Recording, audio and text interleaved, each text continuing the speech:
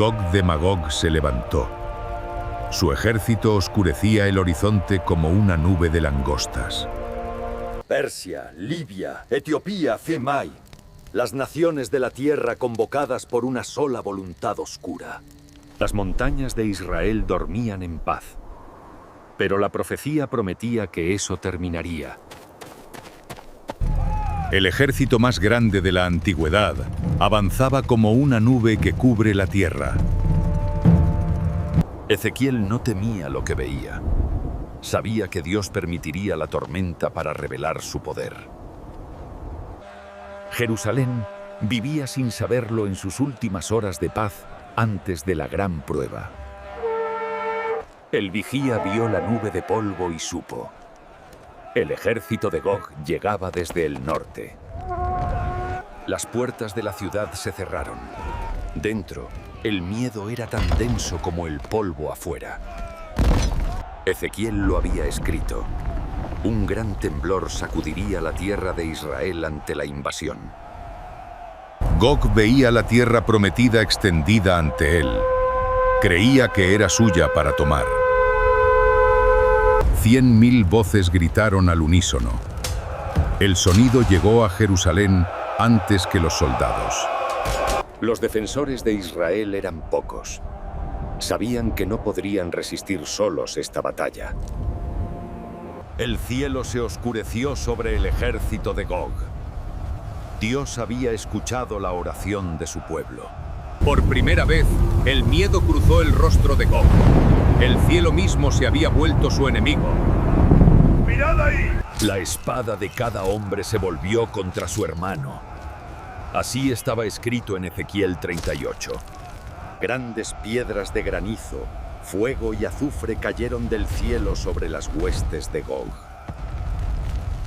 El ejército más poderoso de la tierra se disolvía en horas. Solo Dios podía hacer esto. Gog cayó. El príncipe de las tinieblas comprendió, demasiado tarde, contra quién combatía. Un silencio sobrenatural cayó sobre el valle. El campo de batalla era un cementerio sin sepultura. El pueblo de Israel salió de la ciudad y vio lo que ningún ejército humano podría haber logrado.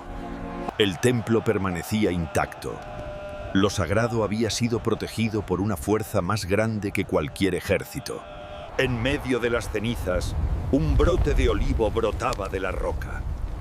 La vida vencía a la muerte.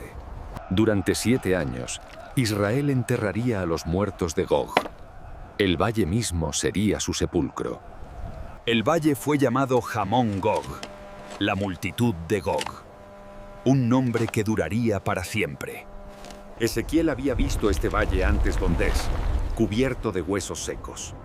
Y había visto los huesos vivir. Las armas del ejército de Gog ardieron durante 7 años. Israel no necesitó cortar leña. Y las espadas de Gog se convirtieron en arados. La profecía de Isaías se cumplía en metal y sudor. Donde había caído el ejército de Gog, el trigo crecía. La tierra olvidaba la guerra más rápido que los hombres. Ezequiel vivió para ver su visión convertida en historia. Pocos profetas reciben ese don. Las naciones que habían observado enviaron mensajeros a sus reyes. Lo que habían visto era inexplicable. Los mensajeros persas cabalgaron de regreso al este. Llevaban noticias que cambiarían su mundo. El rey de Persia escuchó el relato y pregunté: ¿quién es el Dios de Israel? Nadie supo responder. En el exilio de Babilonia, un anciano sabio encontró el capítulo 38 de Ezequiel y sonrió. El mismo cielo que Ezequiel había contemplado brillaba sobre el cumplimiento de su visión. Jerusalén se reparaba a sí misma. La victoria había dado a su pueblo una certeza que ninguna piedra podía romper. Israel celebraba, no a sus guerreros, sino al Dios que había peleado por ellos sin que lo pidieran. El fuego del altar ardía más brillante que nunca, como si el cielo mismo lo estuviera alimentando. La gloria de Dios llenó el templo como lo había llenado en tiempos de Salomón. El círculo se cerraba. Las naciones del mundo conocido miraban hacia Jerusalén. Algo en ese horizonte no era de este mundo. El Dios de Israel demostró ante todas las naciones que Él es el Señor. Su nombre sería conocido. En el silencio más sagrado, el sumo sacerdote escuchó una voz que nadie más podía oír. Todo Israel esperaba en silencio. En ese momento, no eran un pueblo pequeño. Eran testigos de lo eterno. La nube hablaba sin palabras. Cada latido de luz era una promesa cumplida y renovada. El mismo valle donde Gog había caído, florecía ahora con la vida que su invasión quiso destruir. Las palabras de Ezequiel sobrevivirían todo. Imperios caerían. Sus palabras permanecerían.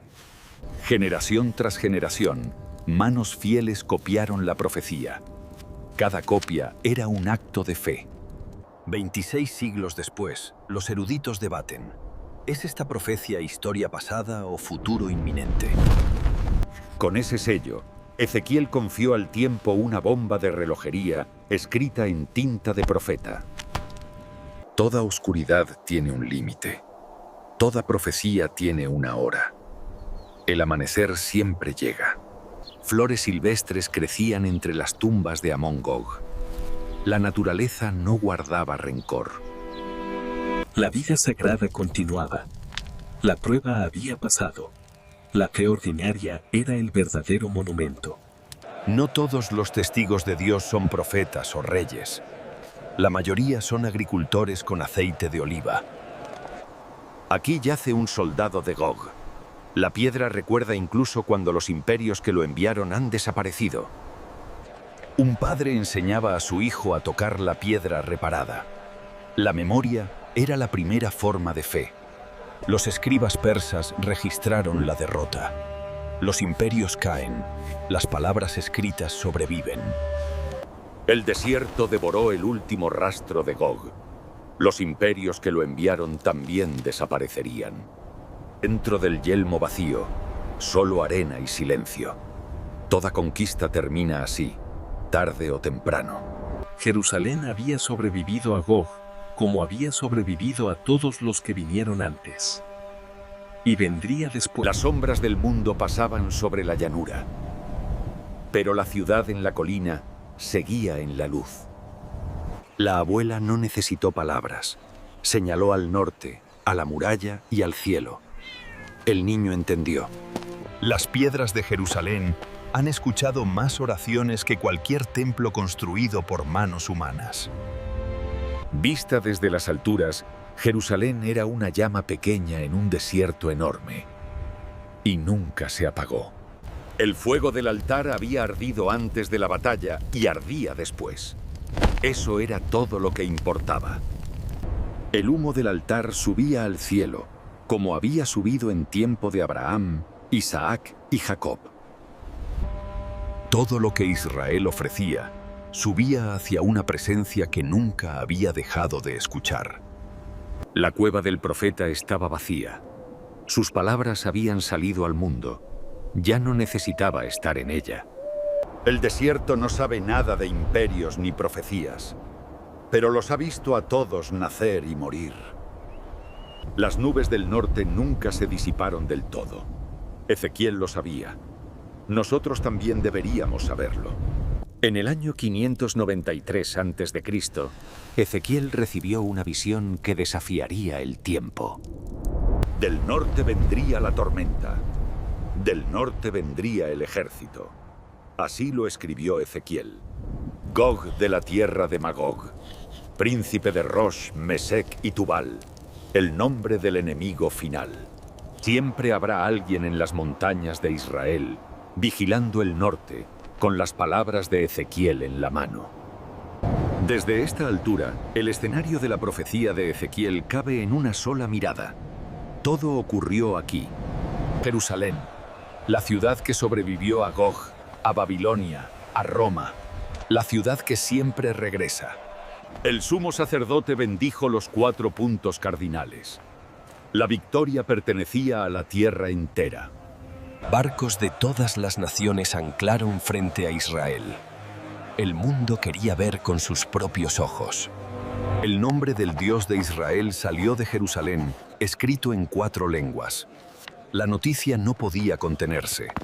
El mensajero corría donde los ejércitos de Gog habían marchado. Llevaba palabras más fuertes que las lanzas. Las noticias viajaron más rápido que los ejércitos. Por mar, la historia de Gog llegó a todo el Mediterráneo. La historia de Gog llegó al borde del mundo conocín. En todas partes, los hombres preguntaban, ¿quién es ese Dios? Antes de Gog y después de Gog, el trono seguía siendo el mismo. La eternidad no registra interrupciones. En algún lugar del mundo, alguien abre el libro de Ezequiel por primera vez. La cadena continúa.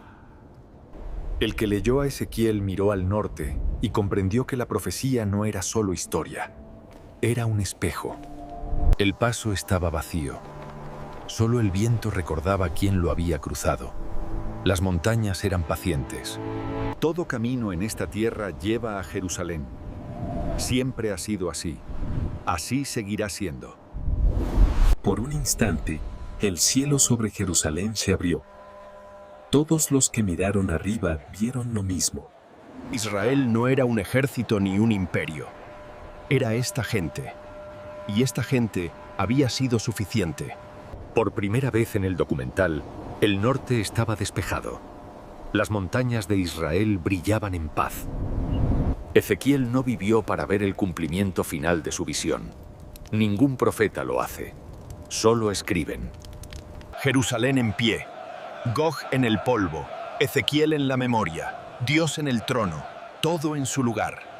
El Valle de Israel, escenario de profecías, campo de batallas divinas, cuna de un pueblo indestructible. El trono de Dios no tembló cuando Gog marchó. No tembló entonces. No tiembla ahora. Cada piedra de Jerusalén es un testigo. Aquí hubo fe. Aquí hubo lucha.